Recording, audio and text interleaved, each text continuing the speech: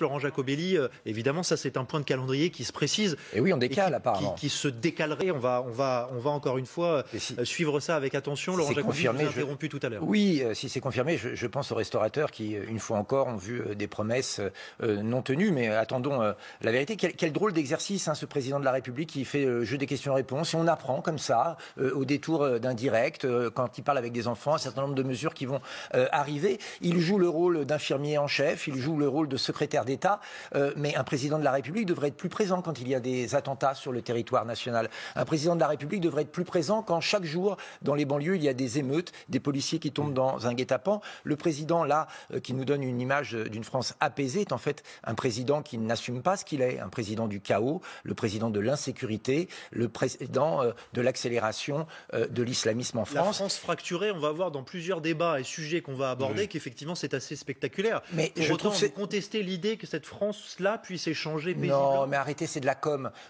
Les dernières semaines sont terribles pour le bilan du président de la République qui a plongé les Français dans l'insécurité sanitaire, l'insécurité sociale, l'insécurité physique. Et aujourd'hui, il se fait un bain de foule. Il y a quelque chose d'indécent. Bon. Il devrait être plutôt aux commandes à prendre des décisions certes difficile mais nécessaire, plutôt que de se payer une petite gloire de quelques heures. Poursuivons notre... On va faire donner la parole, François. Respectons la parole les uns après les autres. En claquant des talons, on pourrait décider... D'abord, madame, le rôle de l'opposition et le rôle de tout élu, c'est de faire des propositions. Vous ne les écoutez pas. J'en ai pas entendu beaucoup. Pourtant, on en a fait beaucoup, et nous ne sommes pas les seuls d'ailleurs. Malheureusement, vous ne les écoutez pas, et vous n'écoutez pas non plus le Parlement. C'est un fait. Mais c'est pas parce que Emmanuel Macron est en balade à Melun qu'il faut qu'il nous balade sur les sujets qu'il veut. C'est-à-dire que là, il a changé le focus de tout le monde sur la crise sanitaire et il donne quelques énigmes pour que nous les analysions. S'il veut vraiment régler la crise, il ne rouvre pas les vols à destination, en provenance du Brésil comme il vient de le faire. Il interdit les vols en provenance d'Inde, ce qu'il n'a pas fait, et il crée une véritable quarantaine à l'arrivée, c'est-à-dire une quarantaine où on n'est pas libre 2 heures par jour d'aller contaminer les Français. Donc, si vous voulez régler la crise, il y avait aussi autre chose que cette déambulation. Mais le président de la République est très gêné parce que sur tous les dossiers, il serait obligé, s'il s'occupait des affaires régaliennes de la France, d'assumer son échec. Alors il envoie les sujets, on va en parler parce que... Oui, mais là, il y a une manœuvre de diversion dans laquelle nous sommes tous en train de tomber. Vous allez voir, c'est du bon sens d'ouvrir très très progressivement, Laurent Jacobelli. Écoutez, la territorialisation, c'est du bon sens. Pour le reste, ce matin, il y a 2 événements qui me laissent penser que le bon sens est encore loin de régir la politique de ce gouvernement et qu'il n'a pas appris grand-chose.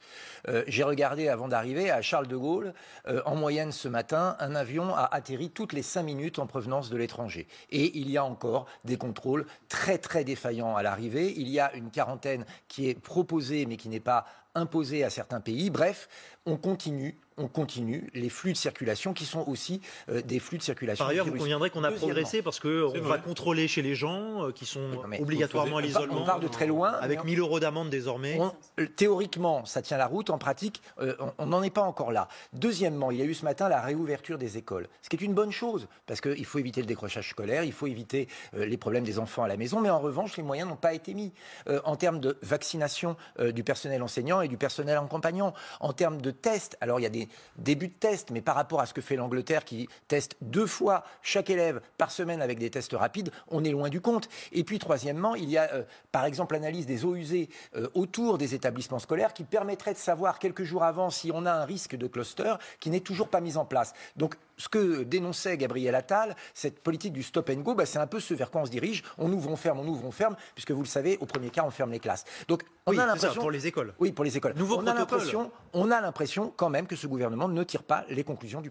Écoutez, je pense que la politique peut s'insinuer partout, mais quand le ciel est bleu, il est difficile de dire qu'il est jaune. Depuis 1 an, tous les attentats, les 6 ou 7 attentats qui ont eu lieu, ont été perpétrés par des migrants, la plupart du temps clandestins ou fraîchement régularisés. Si on prend le dernier cas, le Tunisien qui a tué cette fonctionnaire de police, il est arrivé en 2009 illégalement sur le territoire français. Oui, c'est ce que je disais. Oui. Il est resté 10 ans illégalement sur le territoire français. Dans quelle démocratie est-ce que l'on voit ça? Résultat des courses, pour le récompenser, on le régularise et on a bien vu le résultat. Il faut, c'est évident, revoir notre politique d'immigration, faire un moratoire sur l'immigration et puis maintenant agir sur l'immigration clandestine. Quelqu'un qui rentre illégalement en France, je parle bien de quelqu'un qui rentre illégalement en France, doit être immédiatement expulsé et bien sûr pas du tout régularisé. Si on avait fait ça depuis 1 an, les 6 attentats que nous avons malheureusement dont nous avons souffert n'auraient pas eu lieu. Je ne dis pas que le 0 attentat est une chose facile.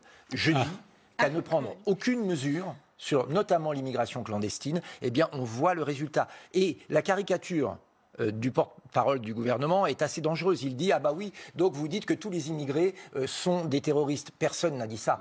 Mais tous les terroristes sont des immigrés. Je crois que vous ne m'avez pas écouté, monsieur alors dites-moi, parce que j'ai mal entendu dans mon intervention, et je crois que M. Borne pourra en témoigner, que les migrants clandestins devaient être envoyés du sol national. Ce que vous avez dit, finalement. Et donc, je ne vois pas pourquoi, quand c'est moi qui dis ça, ça vous choque, et quand c'est vous qui le dites, vous êtes content de vous-même. Donc, il n'y a pas de lien entre immigration et terrorisme. Ce que j'aimerais dire, il y a un lien entre immigration clandestine et terrorisme, je le dis et je le maintiens, et dans vos propos, vous n'avez pas dit l'inverse, et vous dites que nous voulons faire la désunion. Moi, je crois qu'au contraire, Marine Le Pen veut faire l'union des Français pour leur sécurité, et dire que quelqu'un qui a violé la loi française doit en payer le prix en étant expulsé me paraît une évidence. Je rappelle quand même qu'il y a aujourd'hui en France, toujours, 4000 fichés S étrangers, certains sont légaux, et que là, il faut les renvoyer. Il y en a 231 disaient une loi, Sarah Halimi.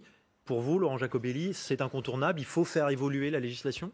Évidemment, quand on voit de tels cas, c'est insupportable. Je pense que là, on raisonne tous en citoyen, en tant qu'être humain. Une femme a été tuée à cause de sa religion, parce qu'elle était juive, en France, dans les années 2000. C'est inacceptable, c'est insupportable. Et de se dire que la justice ne condamnera pas le tueur tout simplement parce qu'il avait pris de la drogue et qu'il était dans les vapes, ça paraît incroyable, et on ne pouvait même pas imaginer. Pas dans les vapes, une bouffée délirante. Une bouffée délirante, vous appelez ça. Oui, mais d'accord. Mais sur le plan, les experts ont estimé qu'il ne se rendait plus compte de ce qu'il faisait. Oui, comme toute personne bourrée ou comme toute personne droguée, mais au bout d'un moment, c'est pas une excuse. Donc il faut prendre maintenant les décisions, mais d'une manière générale, il faut retravailler en profondeur sur la justice dans notre pays.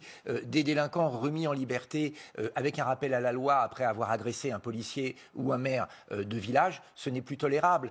Avoir des personnes soupçonnées de viol ou d'agression sexuelle sur des enfants, avoir quelques mois seulement de prison et le reste en sursis, ce n'est plus tolérable. Il faut maintenant que la justice arrête d'excuser les coupables et s'occupe des victimes. Mais avec un Dupond-Moretti qui se dit ministre des prisonniers, c'est sûr qu'on est mal parti. Bon.